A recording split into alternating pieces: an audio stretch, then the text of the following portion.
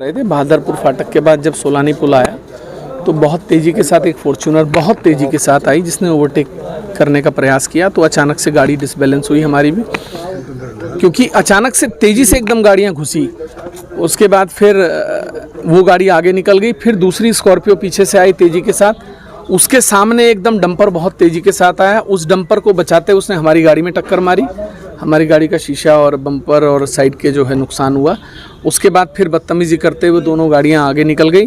तो बस वो लंढोरा तक जो है वो यही चलता रहा फिर कि भाई ठीक है। हमने भी प्रयास किया रोकने का कि भाई रुकिए, का तरीका क्या है सड़क पर इस तरीके से बदतमीज़ी करने का। जिस तरीके से विवाद लगातार, मैं भी तंग आ चुका हूँ। एक व्यक्ति ये नहीं समझता कि दो जनप्रतिनिधियों की लड़ाई में क्षेत्र में अराजकता फैलती है, लोगों के बीच में अराजकता फैलती है, कई लोगों के बीच में तनाव का माहौल पैदा होता है।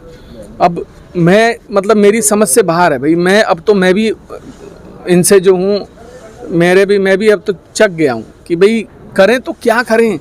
ज़बरदस्ती आके घुसना, ज़बरदस्ती आके बदतमीज़ी करना, कब तक बर्दाश्त करें, कैसे करें भाई, ये तो हद हो गई है। पार्टी भी संज्ञान नहीं लेती। पार्टी पता नहीं कब संज्ञान लेगी। पार्टी भी मुझे समझ में नहीं आता क्यों ज़बरदस्ती ढो रही है। मेरी समझ से बाहर है ये बात। जिस तरीके अभी आप सोचिए, इस समय पूरा देश यूनाइट हुआ है, बॉर्डर पर तनाव है, चारों तरफ तनाव है ना। देश में आपातकाल जैसी स्थिति कभी भी हो सकती है, क्योंकि भाई ब्लैकआउट किए जा रहे हैं, सब चीज़ें की जा रही हैं, ताकि एक मॉक ड्रिल चल रहा है।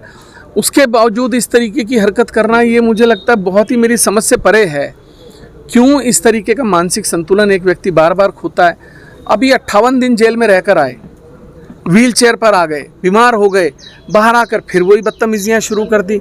मतलब मैं समझ नहीं पा रहा हूँ इस बात को। जब वो हादसा हुआ था ये वही उसी गाड़ी में मौजूद थे? हाँ, ये गाड़ी में थे, आगे फॉर्च्यूनर में बैठे थे।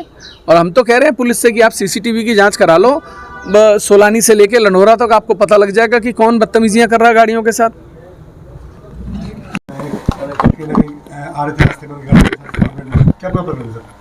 देखिए, पिछले 1 घंटे से प्रकरण हमारे संज्ञान में आया है। जैसे कि दोनों पहले से भी उनके आपस में मनमुटाव और विवाद रहे हैं, तो आज गाड़ी ओवरटेकिंग को लेकर के कुछ इश्यू हुआ।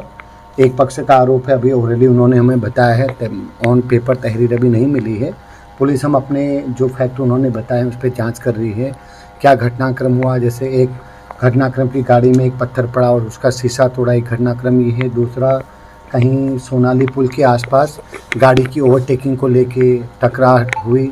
2 घटनाक्रम है, तो दोनों में हम अपने एंगल से जांच कर रहे हैं, सीसीटीवी फुटेज और आई विटनेस पे। क्योंकि दोनों पक्षों ने ओरली पुलिस को सूचित किया है, रिटन कंप्लेन अभी नहीं आई है। जैसे कंप्लेन आती है हम उन कंप्लेन के तथ्यों के आधार पर और जो हमारी अभी प्रिलिमिनरी हम इंक्वायरी करें उसमें जो फैक्ट आएंगे उसके हिसाब से आगे लीगल कार्रवाई करेंगे। ठीक है।